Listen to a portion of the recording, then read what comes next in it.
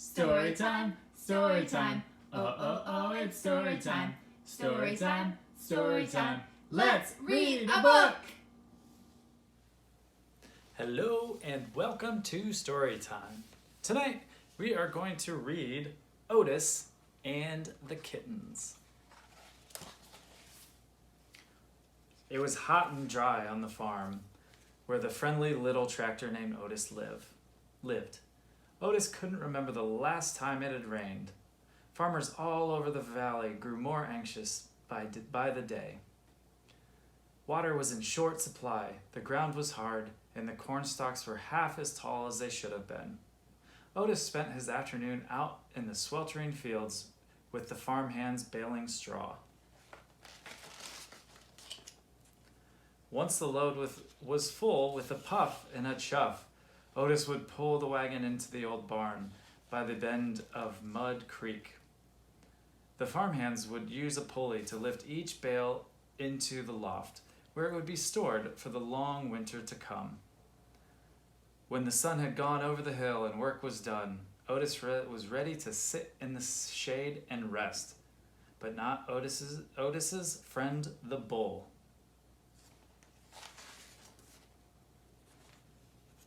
The bull liked to stand in front of Otis and snort and snarl and huff hot air. 2 snorts, a snarl, and a huff. All the animals knew what that meant. The bull was challenging Otis to a tug of war. Otis smiled. His friends were always eager to play, even after a long day of work. One duck wound the end of a rope around the bull's horns. Another duck looped the other end around Otis's steering wheel. The animals then took sides, grabbing on any way they could. Everyone pulled and tugged with all their might. Eventually, Otis would ease up a little. He didn't care much about winning. He just liked having fun with his friends. One afternoon, when everyone was under the shade of the apple tree, Otis spotted something moving down in the field. It looked to be an orange tabby cat. Where did she come from, Otis wondered.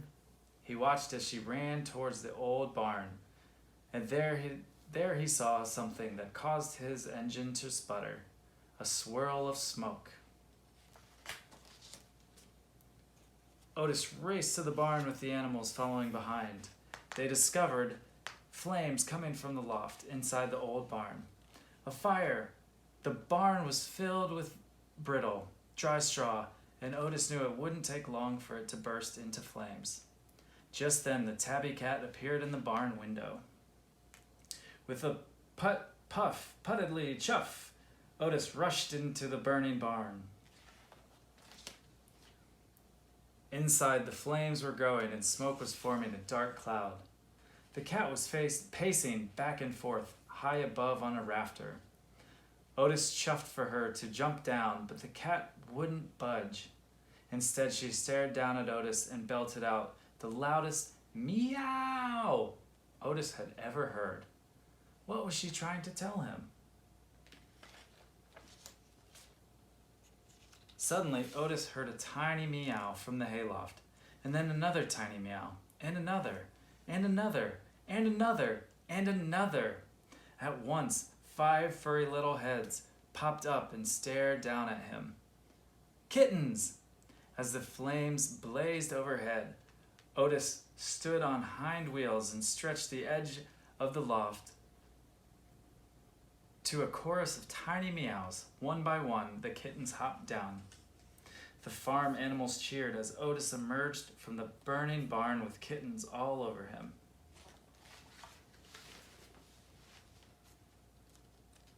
But as soon as Mama Cat counted their little heads, she meowed frantically back at the barn. This time, Otis had no doubt what she was saying. How many more were still in there, he wondered. By then, the top of the barn was engulfed in flames, sending large plumes of smoke into the sky. Otis was afraid, but he gunned his engine, screeched his tires, and dashed back into the burning barn. Inside, the heat was growing worse, and it was hard to breathe. Otis revved his engine, and one last little head popped up, trembling from fear. Otis puffed a gentle chuff, and the kitten climbed down on the top of him, hopped to his seat, leapt to the floor, and scampered out of the barn to safety. Outside, the animals cheered when they saw another kitten emerge, and they watched for Otis to follow. Inside, the flames were spread by the second. Otis wheeled around to see if any more kittens were left. The old boards of the barn's floor creaked, buckled, and moaned. The walls popped. He couldn't wait another second. Just as Otis spotted the exit and raced his wheels to leave, there was a giant crash. The floor collapsed, and Otis plunged to the darkness below. Outside, the animals held their breath, waiting for their friend to emerge. Inside, Otis couldn't move. He had fallen into the cluttered lower level of the old barn, and he was covered in dust, debris, and broken planks. Stuck in the hole with the fire raging above, Otis could hardly puff a breath. Then he heard the siren of the Fire Chief Douglas in the fire engine. The farmer pulled up, and Otis heard him, rounding up the animals. Help had arrived. He knew he'd be fine until he heard the Fire Chief Douglas holler. Sorry, farmer. The creek's gone dry. The drought and the water supply too. The water supply's too low to save this old barn.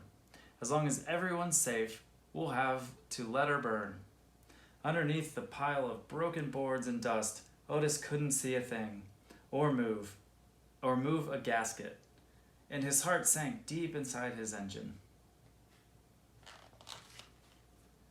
The animals had grown wild with fear. The farmer counted them one by one.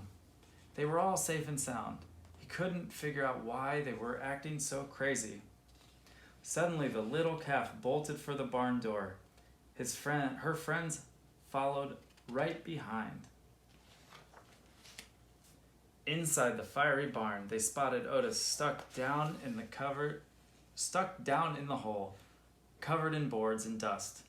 His engine was barely running. How could they ever get him out? The bull looked up at the rafters and down at Otis. He stood in front of the hole in the floor and snorted and snarled and huffed hot air. 2 snorts, a snarl, and a huff. The animals knew just what that meant. One duck grabbed the pulley rope and wound it around the bull's horns. Another duck flew into the hole and hooked it into Otis's steering wheel. The bull snorted and tugged and snarled and pulled, but Otis didn't budge. The horse and the cow grabbed the rope behind the bull. Together they snorted and tugged and neighed and mooed and pulled, and Otis teetered ever so slightly. The little calf jumped in and tugged and bawled and pulled, and Otis raised a bit more. The puppy grabbed the rope behind the little calf, and with a fierce arf, tugged and pulled and growled, and as Otis inched upward. And then came a piercing meow, and then the sound of the Fire Chief Douglas shouting, "Holy moly! Otis is in there. Hold on tight, everyone. I'm here to help." Fire Chief Douglas grabbed the end of the rope and pulled and tugged all together. The animals and the Fire Chief Douglas lifted Otis higher and higher until he was suspended above the hole. The ducks swooped in and pushed him over the edge of the opening to where they could lower him to the floor. Together, everyone pulled the dust and ash-covered tractor out from the burning fire, just as parts of the barn began to fall. Then Fire Chief Douglas and his men hosed off Otis and wiped down his frame. The cool water revived Otis, and everyone cheered when they heard a faint put-puff, puttity-chuff. It was music to their ears. The kittens jumped on top of Otis and crawled all over him. Fire Chief Douglas laughed and said, "Farmer, what say we adopt these kittens and their mama? They'd make a mighty fine addition to our firehouse family." Otis puffed a happy chuff. He couldn't think of a better home for his new friends. The end. Otis and the Kittens. Story time, story time. Oh, oh, oh, it's story time. Story time, story time. Let's read a book!